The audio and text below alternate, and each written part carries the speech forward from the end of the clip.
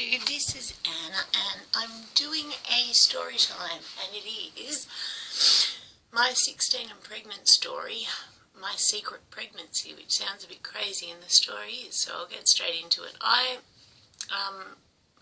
was born in Tasmania, raised all around the mainland, and then when my dad got diagnosed with cancer when I was in grade 7, we came back to Tasmania. My dad had a short illness, 6 weeks, then he died.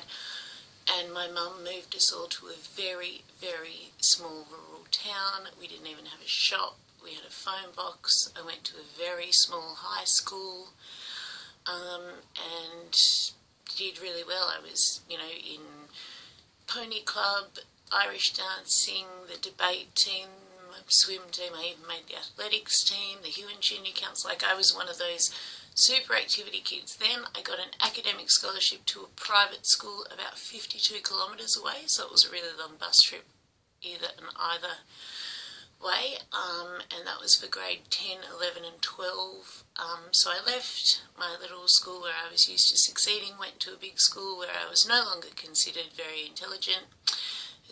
Went from a big fish in a small pond to a small fish in a lake, and felt very insignificant. Made a group of friends, and who probably weren't the right sort of friends, but I just wanted some friends, and fell in love with a guy. We were together for a year.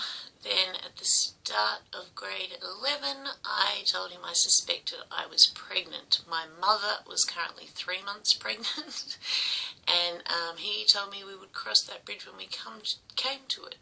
I didn't. I'm not a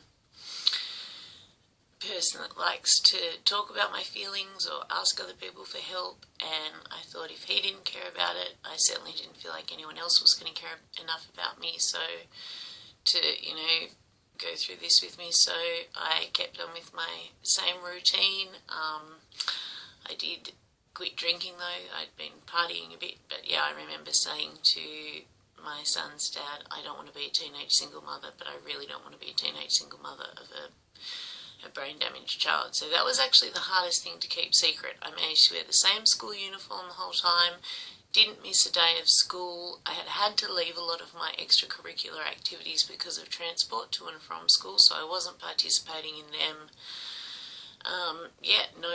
My friends, no one asked me. I got hospital care. I was old enough to receive hospital care without having my stepfather had told me when I was younger that if I ever got pregnant as a teenager, he would get me a termination, so that was sort of probably why I definitely didn't tell them. It progressed anyway. The day of my son's birth, I was cleaning my room, deep cleaning it. I was bleaching the floors and I felt a pop. My waters gushed everywhere. Sort of walked into the lounge room, bearing in mind my mum had a 3-month and 1-day-old baby at this stage, and 6 other kids, so yeah. And asked my mum if I could go to my friend Claire's party because we were on September school holidays. So said she was having a back to school gathering and could I catch the bus up to town to go, and she said yes. So I got the bus up to town sitting on 2 towels, amniotic fluid leaking all the way. I did actually go to the gathering for a little while, and that is the one and only time some people asked me if I was pregnant. I vehemently denied it, told them I had a headache and was going to stay at my auntie's house. Went down to the hospital where they said, after they went, oh no dear, you have to be pregnant to be in labour. They checked me and found out, yes, I was in active labour. They rang my mother. They said, are you Anna's mother? She said, yes. They said, can you sit down? She went, oh my God, she's dead. They said, no. She said, she's been in a car accident. No. She's overdosed on drugs. No. What is it?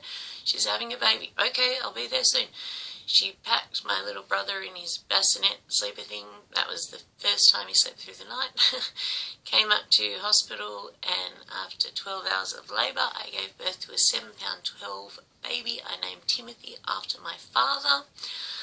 My parents then went and rung his dad's parents and explained to them what had happened. Apparently they stomped into his room and said, did you know Anna was pregnant? And he said, yes, sort of. And his father at that point said, you are getting a haircut. He had long hair, so that was it. That was his, like, foot down moment, was he was cutting his hair. Now he was a father, and they came to visit me in the hospital and stopped and bought flowers on the way. Like, that was always odd to me. And the nurse tried to give the grandfather the baby, assuming he was the father. So it was all very disturbing. That baby is now 19. He has no children. He has a very steady girlfriend. He owns his own house. He has a job.